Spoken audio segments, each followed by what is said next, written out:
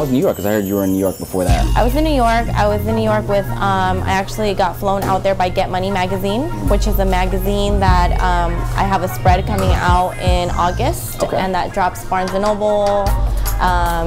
That's the one that's still open, right? Yeah, Barnes & Noble, Amazon.com.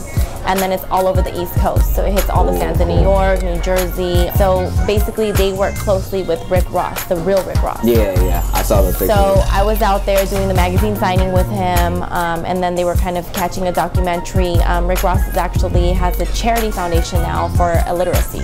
Okay. So he was out there speaking to all the schools, and all the money he raises goes back to programs for literacy to kind of teach kids, you know what I mean, that you can still change at the end, that school's the way to go, education, stuff like that. So I was out there with him for 5 days. Cool. How is the real Rick Ross like in person? Rick Ross is amazing. He's very inspirational. Not a lot of people know about the real Rick Ross. And we're walking down the street with the camera crew, and everyone's like, Rick, and oh my God, I'm so glad to see you, and keep up the good work. He's very motivational, inspirational. He just keeps, you know, kind of every person that walked up to him, he kept telling them something positive and something positive. A lot of positive energy. He's awesome, super nice. Did you get any of his insights about how he feels about the entertainment Rick Ross? So he was just basically like, I mean, he has it written in a magazine and he spoke upon it, but his thing is basically, you know, he just wished that the rapper Rick Ross would have came to him and just kind of said, like, listen, this is what I have in mind. You know, it's kind of like that whole respect thing, you know. He's a man of respect. Respect has made him. So it's not even about the money. It's not that issue. It's the fact of me saying, you know, hey, this is what I have in mind. What do you think? Or, you know what, this is what I'm going to do. But just let it be known instead of just, pow, somebody stole your identity and made millions off of who you are. So, yeah, but that's all he pretty much said about it. You know, I think he's over it in a way. He's just moving on with his life. How did you get into the modeling? You know what? I've always avoided modeling as much as I can, and I've said it before, I'm not a model. I have other opportunities for magazines. I shut all that stuff down because that's not the path I want to go. But it kind of comes with the territory. You know, I'm doing a TV or an interview or whatever it is that I'm doing, and I'll get hit like, hey, do you mind doing this photo shoot, and it pays this much, and it does this and it does that. And I'm like, okay, you know, it's all network. So I take it because of that, and I work out to stay prepared for all the opportunities. But am I a model? No. Do I model? Yes. So I've always been into, you know, making sure the woman's always dolled up. I always love making women look more beautiful, helping them take care of themselves. And so when I started doing makeup and I quit, I wanted to open my own business. Now it's ran by myself, my mother. It's a family-owned business, so we're all equal partners. And now basically I just wanted to set that up so that I can leave that business with my mother to take care of her, because I knew she wanted to retire. So I said, let's all work on this as a team, and I'm going to go off with my career. And when I'm off with my career, I don't want to have to worry about taking care of mom. So this business has basically been built up to take care of mom and dad. That's why I have that business. So what's it like working in the shop on a day-to-day basis? Oh my God.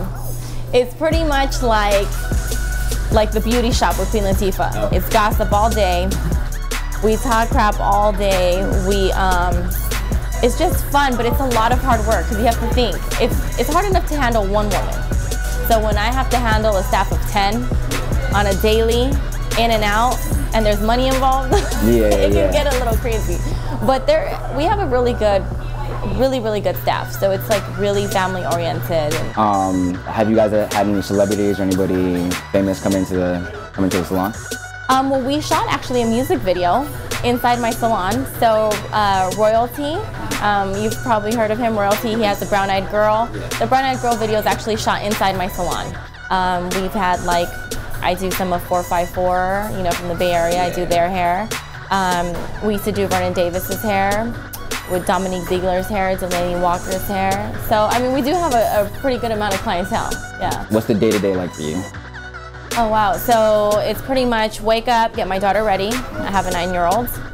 She's going into 4th grade, so I get her dressed. Once she's off to school, it's me off to the gym for an hour, shower, hit the salon, work till about 5 or 6, go home, have dinner with my daughter, stay home about 2-3 hours, hit my night job, and get home around midnight, 1 o'clock in the morning, shower, sleep, wake up, and do it all over again.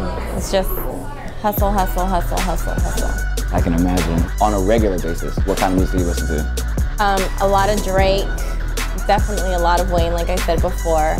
I listen to anything that pretty much is upbeat. I don't like slow songs.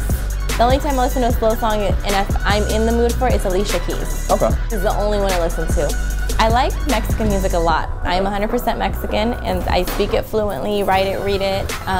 So most of the time, if I'm listening to the radio, it's the Spanish channel. But how have you made the evolution from, you know, potentially modeling to owning a salon? Like, how did all that stuff come about? It actually started when I was 18. I started doing import shows. So I would actually travel up and down California with that at the age of 18.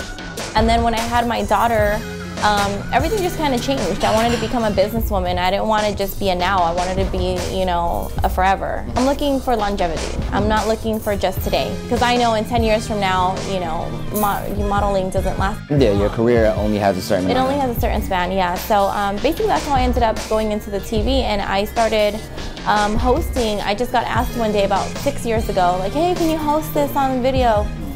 Yeah, sure, I can do it. And I did it, and I realized that when the lights go on and the video's going, that's when I come to life. Okay. It's me. And when I'm modeling, I can model and pose, but it's not like I come to life like I do with the videos on. So that's when I knew it was just meant to be. It's my passion. I love it. So. And how do you think the salon would help you, you know, further your goals? It's always been my base. It's what keeps me grounded. Now that I'm traveling and now that I'm around, you know, more celebrities and, you know, I'm getting these gigs, and my career is really taking off right now. It's kind of my place that when I'm back home and I walk in there, it's like I'm back with family. It keeps me grounded. It keeps me knowing like why I do everything I do and where I come from.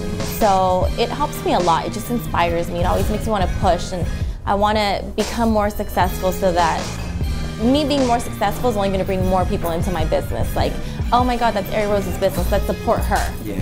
So I think it all kind of goes in place. Is there any advice that you would give to people out there trying to either start up a business or make a splash in the entertainment industry, or, you know, get on, you know, become a TV host or what have you? First and foremost is you have to have respect for everybody. You can't walk in thinking people owe you anything. I've worked really hard for where I'm at, and that's rule number one. Rule number two is you have to stay determined, dedicated, devoted, and always 2 steps ahead of everything.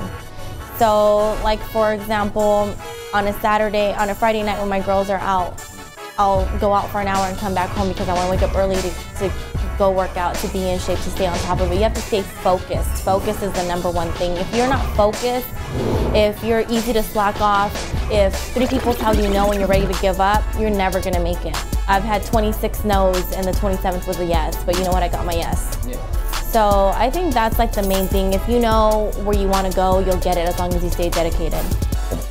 Well, thank you for coming through. I definitely appreciate it. Thank you. My first video interview, so I'm glad it went well. Thank you. I'm very excited. All right. All right, sweetheart.